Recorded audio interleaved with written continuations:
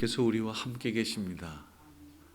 어디 계시냐라고 이렇게 질문하는 것은 옳지 않죠. 어제도 말씀드렸습니다. 하나님이 우리를 어떻게 사랑하시느냐라고 물을 때에 하나님께서 그 대답으로 요한복음 3장 16절 말씀 주셨다.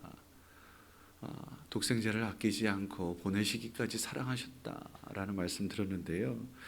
오늘 말씀 마지막 절에도 보면 하나님 어디 계시냐? 우리와 함께 계십니다. 임마누엘 계시는 하나님이시라는 사실을 우리 모두가 기억할 수 있었으면 좋겠고요. 오늘 주신 말씀은 제사장을 향한 경고이기도 한데 이것은 그대로 우리에게도 다 적용될 수 있다 봅니다. 요컨대 너희를 부른 것은 왕같은 제사장으로 부른 된 바니 믿는 자로서 사명이 분명히 있다라는 것이지 않겠습니까? 우리가 믿는 자로서의 역할을 감당하지 아니하면 하나님께서 오늘 말씀을 그대로 인용하면 너희에게 똥칠하겠다라는 겁니다. 너희를 수치스럽게 혹은 너희를 심판, 그 사명을 감당하지 못한 죄를 묻겠다라는 것이지요. 제사장은 하늘과 땅을 잇는 연결고리인데요. 아브라함을 부르신 하나님께서 축복의 통로로서 아브라함을 부르시지 않았습니까? 마찬가지예요. 우리 믿는 사람들은 축복의 통로가 되어서 하나님의 하나님 되심과 살아계심, 하나님 왕 되심을 증거해야 할 사명이 있는 거예요. 나로 하여금 하나님의 살아계심을 증거해야 한다, 영광해내야 한다. 이것이 우리의 사명인데요. 문제는 심판이 있을 때에는 어김없이 하나님의 아들들이 땅에 있는 여인들과 문제가 일어나거든요. 무슨 말이냐 하면 사명을 잃어버린 거예요. 하나님의 영광, 하나님의 축복의 통로로서의 역할을 감당하지 아니하고 그 축복을 저주로 바꾸는 경우들이거든요. 이것은 어김없습니다. 하나님을 신뢰하지 못하기 때문에 나오는 거예요. 말씀에 순종하지 않기 때문에 그런 거예요. 저마다 제멋대로 생각하고 행동하기 때문인 것입니다. 그러면 어떻게 되느냐? 저주받는 겁니다. 당연히 죽게 되는 거예요. 심판받는 겁니다. 그래서 오늘 언약을 마음에 두지 않았기 때문이야 라고, 말씀을 마음에 두지 않았기 때문이야 라고 하는데요. 그래서 오늘 말씀 제시하는 건 뭐냐면, 야, 너희들이 말씀이 귀에 들려야지 돼. 말씀이 귀에 들려야 되고 그 다음에 마음에 새겨져야 돼. 그리고 마음에 새겨질 때에 삶 가운데에 행동하는 거 아니겠습니까? 삶으로 드러내지 않고 있어 라고 경고하고 있는 말씀입니다. 우리 삶을 보십시다. 빛으로서의 삶을 살고 계신가요? 소금으로서의 삶을 살고 있는가요? 이러지 못하는 경우는 어김없습니다. 말씀이 들려지지가 않는 거예요. 믿어지지가 않는 거예요. 신뢰하지 않는 거예요. 이것을 그대로 적용해 보겠습니다. 목회자를 신뢰하지 않는다는 겁니다. 나 당신 말 듣고 싶지 않아요. 그냥 앉아는 있어요. 혹은 그냥 당신은 그 역할 감당해. 그런데 전혀 신뢰하지 않아요. 존중하지 않아요. 따르지 않겠다. 마음으로 작정해. 그러면서 뭐라고 이야기할 수 있겠습니까? 오늘날 그렇습니다. 내 손주 뻘 되는데요. 나이로 따지는 거 아닙니다. 레위인은 나이 불문합니다. 20세 이상 되는 사람들을 계수했지만 레위인들은 그렇지 않았어요. 갓난아기에서부터 숫자를 셌다고요. 그런데 아들 뻘 되는데요. 그러면서 듣지 않겠다라는 작정입니다. 제 부탁드립니다. 목회자는 나이로 이야기하는 게 아닙니다. 하나님 말씀 가지고 하는 거예요. 그리스도인들은 사회의 직분 혹은 환경 이거 보고 하는 거 아닙니다. 그냥 그저 빛, 그 빛은 예수를 품고 있느냐에 따라서 달라지는 것입니다. 오늘 문제는 그 제사장으로서의 역할을 감당하지 않아서 잿밥에 눈이 멀어서 자신의 사명을 망각했노라. 그것이 오늘 제사장들의 문제였던 거고요.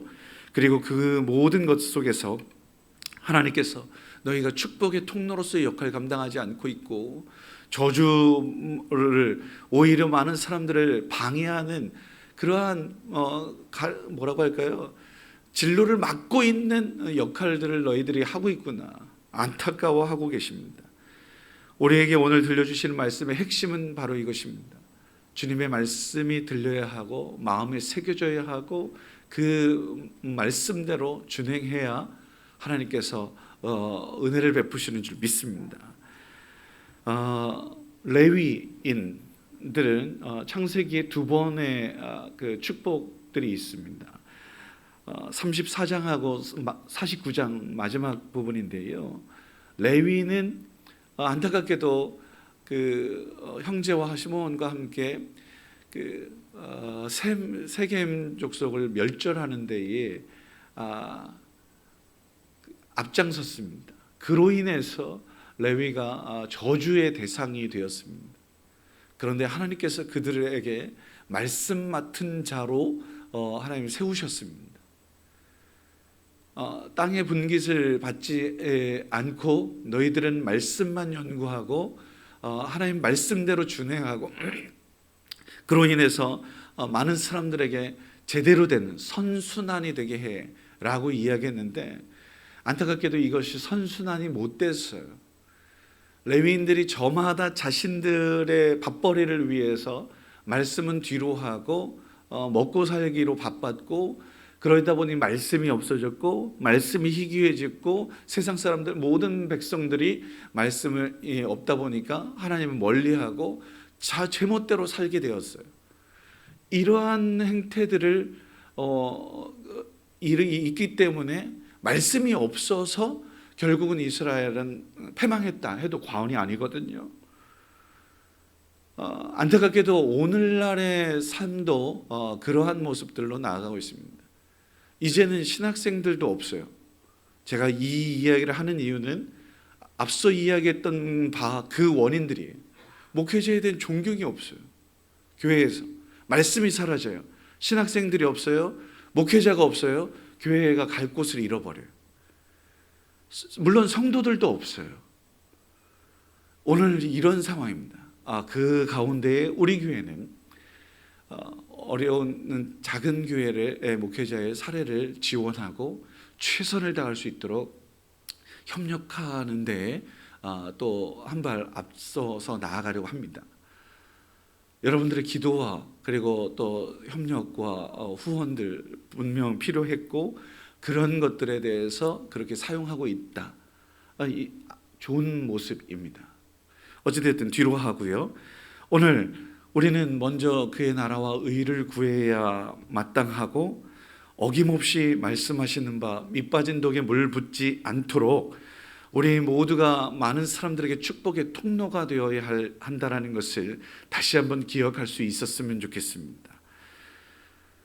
축복은 고사하고 혹시나 저주 혹은 심판의 대상이 되어서 나 때문에 문제가 일어나게 된다. 하나님의 뜻이 펼쳐지고 있지 않다.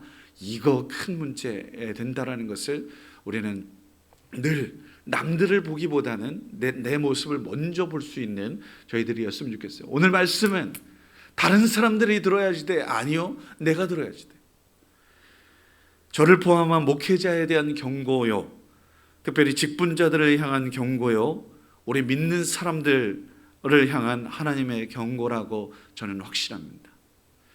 이 땅의 그리스도인들이 성도들이 다시금 빛의 사명을 감당하고 세상을 밝히는 주역이었으면 좋겠습니다.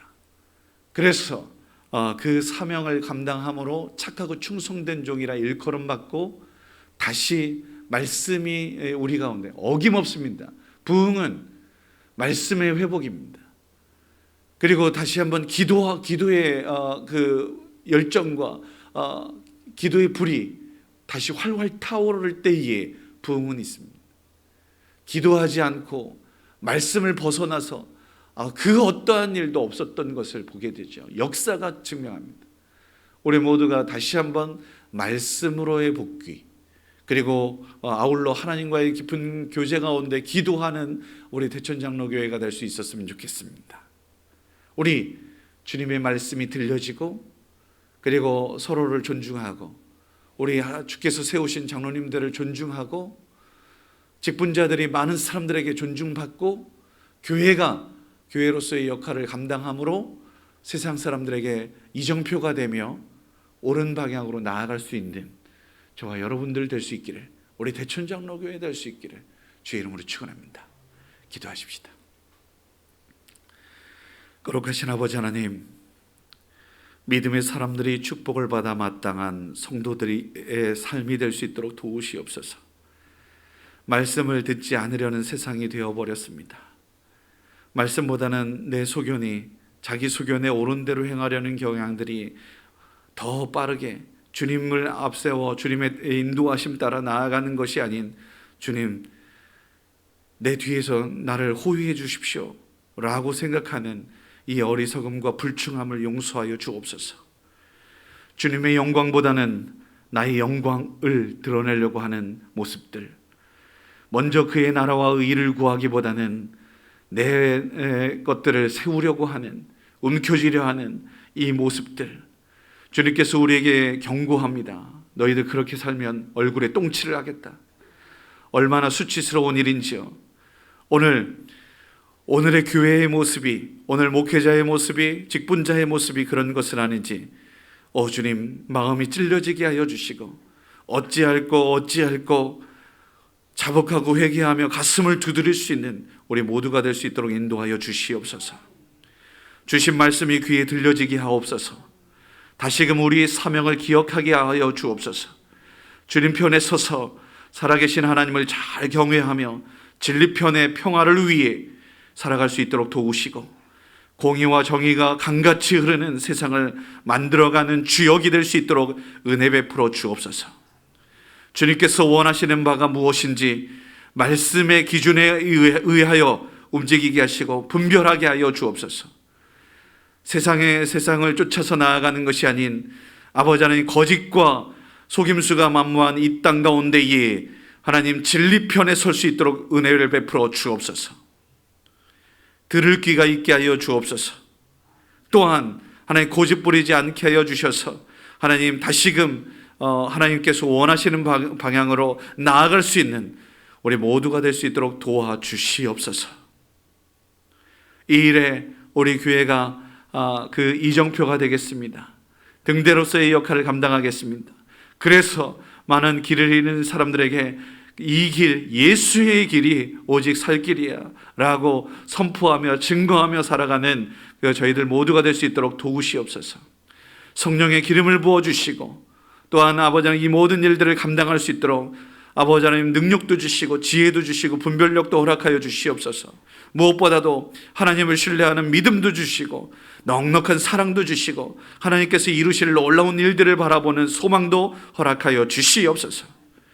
한 주일의 끝자락에 있습니다. 오늘도 아버지 하나님 주님 어디를 가든지 무엇을 하든지 향기가 있게 되게 하여 주시고 주님의 영광을 드러낼 수 있는 우리 모두가 될 수 있도록 강건함도 주시고 치유와 회복의 은혜를 허락하여 주시옵소서. 감사드리며 예수님의 이름으로 기도드립니다. 아멘.